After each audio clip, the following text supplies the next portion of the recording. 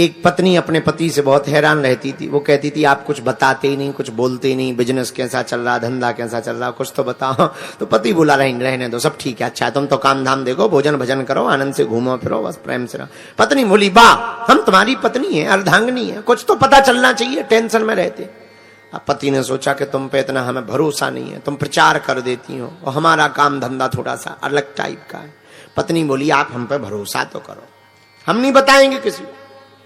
एक दिन पति ने ट्राई किया, झूठ मूठ का, बेचारा ऐसा मुंह लटका के बैठ गया। पत्नी बोली क्या बात है? बोले क्या बताएं? अरे नहीं बताओ क्या बात है। पति बोला क्या बताएं, आज हम झाड़े जंगल गए, समझ जाओ पेट साफ करने। बोले आज हम झाड़े जंगल गए तो कौवा का पंख निकला पेट से। पत्नी बोली अरे राम राम राम। पर पति बोला सुनो, बताना नहीं किसी को। पत्नी बोली हम क्यों बताएंगे? पर महाराज बुरा ना मानना, एक बात बताओ, कौवा का पंख पेट में कहां से आया? पति बोला हमें ये पता नहीं। अच्छा, पति तो चला गया काम धंधे में। अब पत्नी बेचारी टेंशन में, कहीं कौवे ने अंडे तो नहीं रख लिए, घोंसला तो नहीं बन गया। अब इतने में पड़ोसन आई, क्या बात है दीदी आज मुंह लटका है? नहीं कोई बात नहीं। अरे दीदी क्या बात, हमें बताओ, हम तुम्हारी सहेली हैं, हम थोड़ी किसी को बताएंगे। अरे नहीं वो बताने में, अरे तुम्हें हमारी कसम है दीदी। अच्छा चलो तुम किसी को बताना नहीं। बोले क्या? बोले क्या बताए, आज पप्पू के पापा को कौवा का पंखा निकला। अब पड़ोसन ने अपनी सहेली को बताया, उसने कहा अरे तूने सुना? बोले क्या? वो नहीं है पप्पू के पापा? बोले हाँ, उसके पेट से कौवा निकला। उसने तो पंखा बताया था, इसने कौवा बना दिया। अब उसकी सहेली ने अपनी सहेली से बताया, अरे तुमने सुना क्या? वो नहीं रहते पप्पू के पापा? बोले हाँ, उनकी पेट से तो रोज सुबह झाड़े जंगल में कौवा निकलते हैं। उसने अपनी सहेली से, अरे क्या बताएं, तुमने सुना क्या? वो नहीं रहते दुकानदार पप्पू के पापा? बोले हाँ, उनके पेट से रोज कौवा ही कौवा निकलते हैं।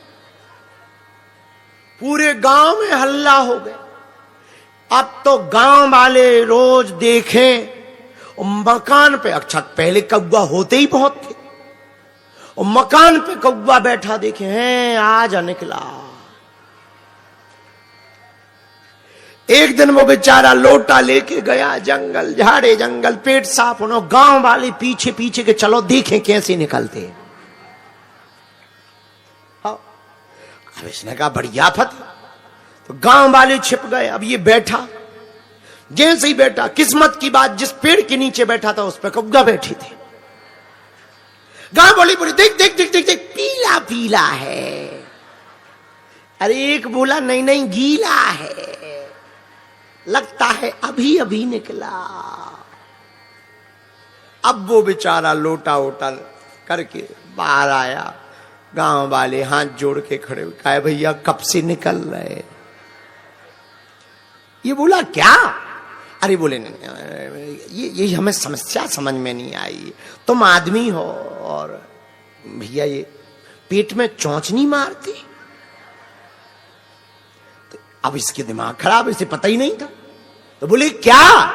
अरे अब समझदार हो तुम। अब क्या तो ठीक है, एक दिन में कितने कौवा निकल आते हैं? अब इसका दिमाग खराब। बोले कौवा निकल आते हैं? किसके निकल आते हैं? अरे बोले तुम्हारे, ये देखो पीला छपा हुआ।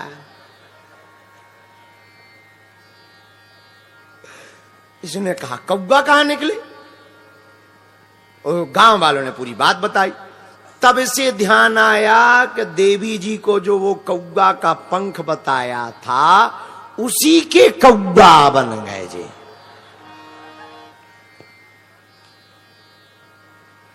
हमें लगता है शंकर जी ने इसीलिए सती जी को बात नहीं बताई।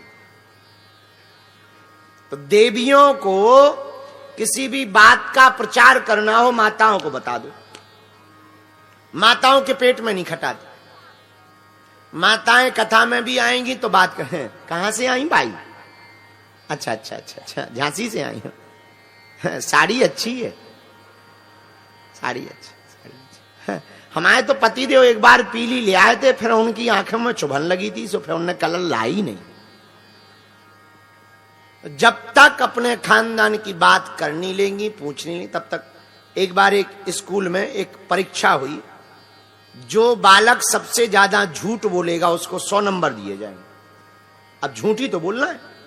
एक लड़का खड़ा हुआ, बोले सर, बोले हां, आज हमने रेगिस्तान में ट्रेन चलाई।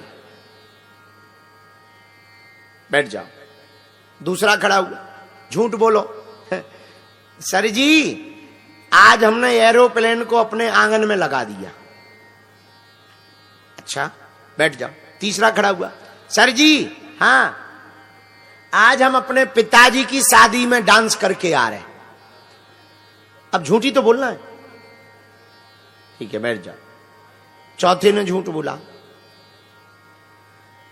आज हमने एक कमरे में 2 माताओं को देखा और दोनों चुप बैठी।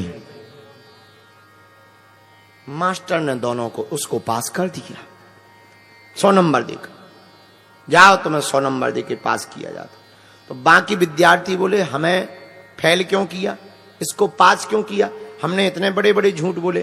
पहला वाला बोला, वाह, रेगिस्तान में कहीं ट्रेन चलती है, हमने रेगिस्तान में रेत में ट्रेन चला दी। मास्टर बोले, हो सकता भविष्य में ऐसी ट्रेन चले जो रेत पर भी चले। दूसरा बोला, हमारा झूठ तो खतरनाक था, आंगन में एरोप्लेन लगा दी।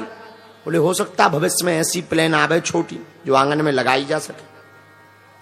तीसरा बोला, हमारा झूठ तो बढ़िया था, पिता की शादी में डांस करके आए हैं।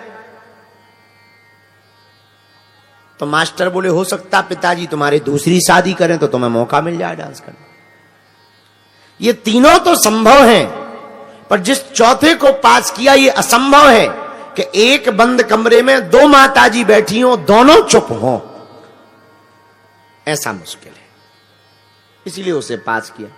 तो हम आप लोगों के विरोध में नहीं है। भगवान शंकर से हमें याद आया, माता सती को कोई विषय नहीं बताया। दक्ष के साथ जो भी हुआ, कुछ दिनों बाद राजा दक्ष ने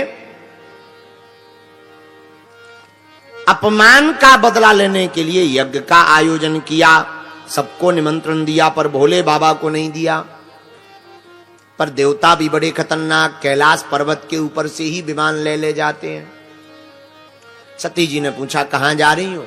हाँ, अरे सती, तू घर पर ही बैठी है, पता नहीं तुम्हारे पिताजी ने एक विशाल यज्ञ का आयोजन किया है, उसी में जा रहे हैं। हाँ हाँ, जाओ जाओ जाओ, हम भी पीछे से आते हैं। भगवान शंकर के पास में सती जी पहुंची। बाबा, हमारे पिताजी के घर में, आपकी ससुराल में, आपके ससुर जी ने विशाल यज्ञ का आयोजन रखा है, आप हमको आज्ञा दीजिए, आप चलेंगे? भगवान शंकर ने कहा, कोई निमंत्रण आया? नहीं, निमंत्रण नहीं आया। पर महाराज, पिताजी, हमारे पिताजी हमसे बहुत प्रेम करते, डांट गड़बड़ा गई होगी, निमंत्रण तो आया हो। आज वो बात बताई। देखो कितना अद्भुत अनुभव है भगवान शंकर का। कब कौन सी बात बतानी चाहिए तब बताई भगवान शंकर ने। राजा को सबसे ज्यादा जिससे प्रेम है उसका नाम है सुरुचि। ये सबका हाल है, सबकी 2 प्रकार की बुद्धि होती है, वही 2 पत्नियां हैं, सुनीति और सुरुचि। ज्यादातर लोगों को सुरुचि ही प्रिय है, अपनी रुचि, जिसमें अपना मन करे वही करना। शास्त्र जो कह रहे वो कई बार खपड़ मंजन लगता है लोगों। हाँ, अरे महाराज, शास्त्र की बातें हैं, कहना तो ठीक है, जीवन में उतारना बड़ा कठिन। बोलो सीताराम, जोर से बोलो जरा, और जोर से बोलो। देखो, बुरा ना मानना, सुरुचि के अनुसार करना तो अच्छा है, पर परिणाम बहुत बुरा है। मन करे कि उठो ना, पड़े ही रहो, तो कुछ दिन बाद तुम्हारे बैकसूल हो जाएंगे, थोड़ा पड़ जाएंगे। कोई काम ना करो जाए, केवल पड़े रहो, खाते रहो, तुम देखना एक दिन तुम पागल हो जाओ बहुत जल्दी। विदेशों में एक सजा दी जाती है, कोई देश है हम नाम भूल गए, वहां सजा देते हैं जेल में, हाँ शायद वहां सजा देते हैं जेल में, तो एक ही वो जो जज होते हैं वो सजा देते हैं, इनको फिल्म दिखाई जाए। अब जब पहली बार कोई आदमी सुनता है तो बड़ा खुश होता है, अरे भाई पिक्चर देखना दिखाने की सजा है, क्या गजब की सजा। तुम लोग भी कहोगे ये सजा तो हमें भी मिलनी चाहिए। लेकिन रुको, उसके नीचे की लाइन में जज कह देता, मजिस्ट्रेट, एक ही पिक्चर को 5 साल तक दिखाया जाए। 100 आदमी का दिमाग खराब। 1 बार 2 बार 5 बार 10 बार 30-35 बार में वो कहने लगता, कोड़े चाय घलवा दो, घोड़ा चढ़वा दो, ऊंट से पटकवा दो, पर जा सजा माफ करवा दो। एक ही चीज देखा देखा। कई बार हमें एक आदमी मिला, खैर आप लोग नहीं ऐसा करना, ये हमारा ज्ञान नहीं है, उसका ज्ञान है। एक आदमी हमें मिला, उनका क्यों तुम त्रियाचरित्र क्यों करते हो? बोले एक को देख देख के मन भर गया। उनका ठटरी के बरे नक कटा, शर्म नहीं आती तुझे अपने मन से? ये अपराध है, महापाप है, नरक जाओगे नरक। तो सुरुचि सबको प्रिय, सुनीति बहुत कम लोगों को प्रिय, पर सुरुचि का परिणाम भयावह होता, सुनीति का परिणाम बहुत बढ़िया होता है। सुनीति मतलब शास्त्र की नीति के अनुसार जीवन जीना। बोलो सीताराम, जोर से बोलो जरा, और जोर से बोलो। सुरुचि रहती थी राजा के पास, सुनीति जी थोड़ा दूर। सुनीति के एक बेटा था, उनका नाम था श्री ध्रुव जी महाराज। बोलो ध्रुव महाराज की।